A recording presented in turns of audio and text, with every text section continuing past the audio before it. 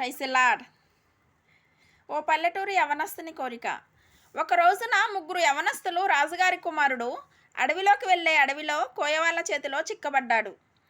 వాళ్ళు ఈడ్చుకెళ్ళిపోతున్నారు అతన్ని బలివ్వడానికి. ఆ టైంలో ఆ పరిసర ప్రాంతంలో వేటాడటానికి వచ్చిన పల్లెటూరి యవనస్తులు రాజుగారి కుమారుని పట్టుకెళ్ళిపోతున్నారని కోయవాళ్ళతో పోరాడి గెలిచి ఆ రాజుగారి కుమారుణ్ణి విడిపిస్తారు ముగ్గురు కలిసి. రాజుగారి కుమారుడు సంతోషించి వాళ్ళందరికీ థ్యాంక్స్ చెప్పి మా నాన్నతో చెప్పి నేను మీ అందరికీ సహాయం చేయిస్తాను, వాళ్ళ అడ్రస్లు, వాళ్ళ ఊరి పేరు, వాళ్ళ పేర్లు అన్నీ రాసుకున్నాడు. ఇంటికి వెళ్ళిన తర్వాత వాళ్ళ నాన్న చూసి, కుమారుడా ఏంటి గాయాలు అంటే, కోయవాళ్ళ చేతిలో చిక్కబడ్డాను, మన సైనికుల్ని కొట్టి తరిమేశారు, నన్ను కూడా పట్టుకుని ఈడ్చుకుపోతుంటే కొద్ది క్షణాల్లో బలిచ్చేలోగా ఒక పల్లెటూరి యవనస్తులు పరిగెత్తుకుంటూ వచ్చి కోయవాళ్ళతో పోరాడి ప్రాణాలకు తెగించి నన్ను రక్షించారు నాన్న. నువ్వేదైనా వాళ్ళకి చేసి పెట్టాలంటే అయితే వాళ్ళని పిలిపించు, నా కుమారుడికి సాయం చేసిన వారికి నేను సహాయం చెయ్యాలి అని పెద్ద సభ ఏర్పాటు చేశాడు. మంత్రివర్గమంతా వచ్చేసింది. రాజుగారు అక్కడ కూర్చుని ఉన్నారు సింహాసనం మీద. ఈ ముగ్గురు యవనస్తుల్ని పిలిచి, నాయనా, నా కుమారుని రక్షించిన మీకు ఏం చేయమంటారో చెప్పండి, మీరు ఏది అడిగినా చేసి పెడతాను. నీకేం కావాలి అంటే ఆ ముగ్గురిలో మొదటివాడు చెప్పాడు, సార్ మీరేమి అనుకోనంటే నేను ఒక మాట అడుగుతాను. ఏం అనుకోను నాయనా, నీకేం కావాలో చెప్పు. రాజు కదా, రాజ్యమంతా నా చేతుల్లో ఉంది. నీకేం కావాలో చెప్పమంటే ఒక అందమైన అమ్మాయిని ఇచ్చి పెళ్లి చేయండి సార్, వీడికి ఎప్పుడు ఇక పెళ్లి గోలే. వెంటనే రాజు అన్నాడంట, సరే ఒక అందమైన అమ్మాయినిచ్చి వాడికంట పెళ్లి చేయండి. ఓకే. రెండో వాడిని అడిగారు, నీకేం కావాలి నాయనా అంటే, నాకు సరైన ఉద్యోగం లేదు, మా అమ్మా నాన్నని పోషించలేకపోతున్నాను, మీ ప్యాలెస్లో పనిచేసే మిలిటరీ వాళ్ళలాగా నాకు కూడా ఒక ఉద్యోగం ఇప్పించండి సార్, నన్ను ఇప్పుడే జాయిన్ చేసుకోండి సార్ అంటే, ఓకే, ఈరోజు నుండి నా ప్యాలెస్లో ఉన్నటువంటి మిలిటరీ వారి మధ్యలో నిన్ను కూడా జాయిన్ చేసుకుంటున్నాను, నీకు ఉద్యోగం శాంక్షన్. మొదటి వాడికి పెళ్ళి, రెండో వాడికి ఉద్యోగం. మూడోవాడిని అడిగితే మూడోవాడు ఏమీ చెప్పకుండా తల కిందకి పెట్టుకున్నాడు. బాబు నాయనా చెప్పు ఏం కావాలి అంటే, రాజుకుమారుడు రాజు దగ్గరకు వచ్చి, నాన్న వీడే ఎక్కువగా కష్టపడి నన్ను విడిపించాడు, ఈ మూడోవాడు చాలా కష్టపడ్డాడు అంటే, బాబు నువ్వు ఎక్కువ కష్టపడ్డావంట నా కుమారుని విడిపించటానికి, నీకేం కావాలో చెప్పు నేను ఇస్తాను అని అన్నప్పుడు, సార్ అని ఏమీ చెప్పట్లా.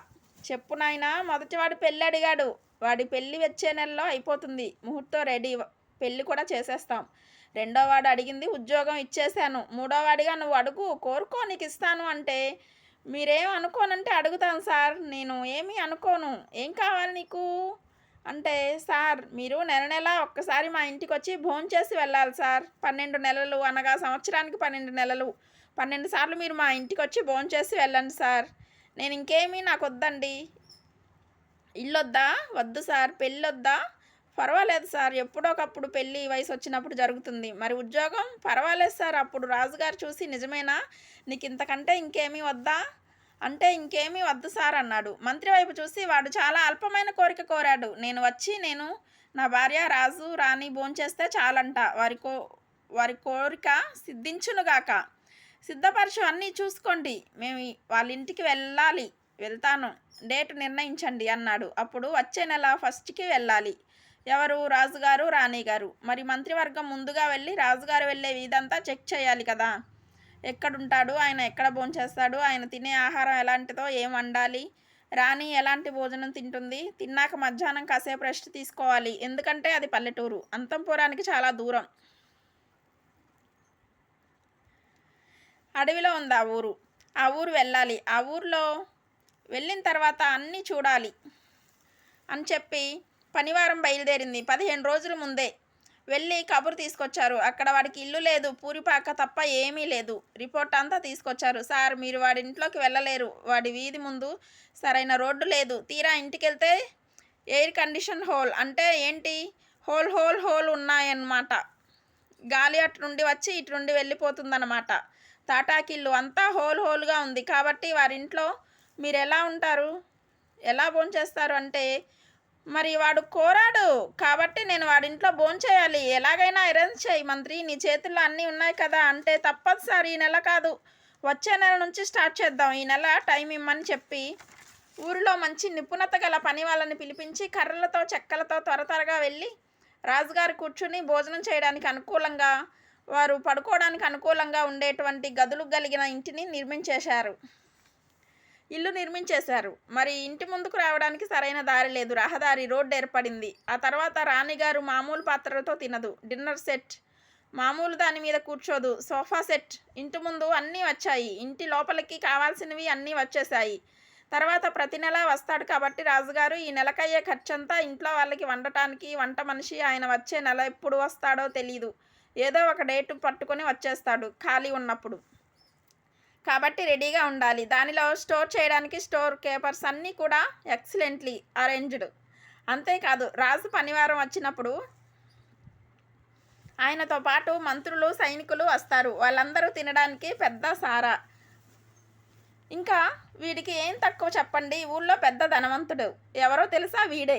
ఇంకా ఎవరు కూడా వీడిని బెదిరించలేకపోతున్నారు. ఎందుకంటే రాజుగారు నెలకొక్కసారి వస్తున్నాడు. ఈయన ఇంటికి ఎవరు తిరిగి ఒక్క మాట కూడా అనలేకపోతున్నారు.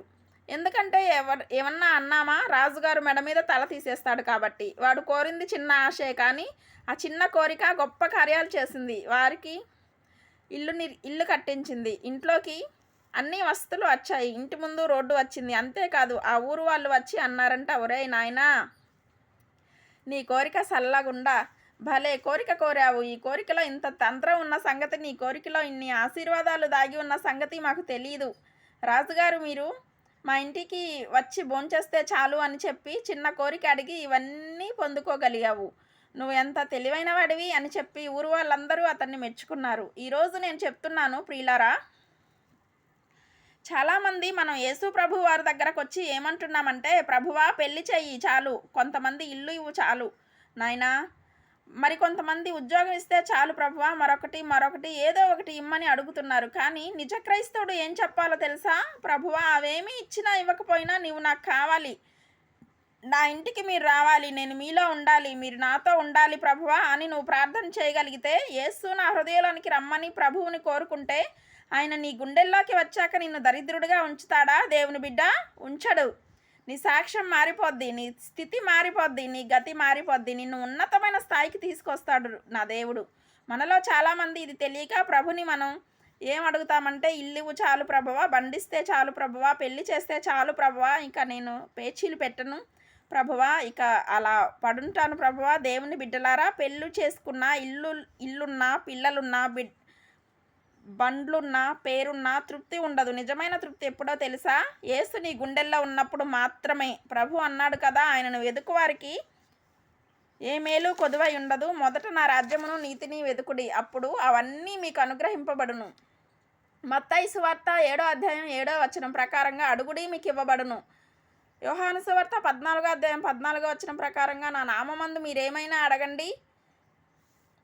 యోహాను 14:17 ప్రకారం, యోహాను 14:7 ప్రకారంగా అందుకే ప్రార్థించడం మానకు, దేవుని దగ్గర మొరపెట్టు, మానక ప్రార్థన ప్రయత్నం చేయండి.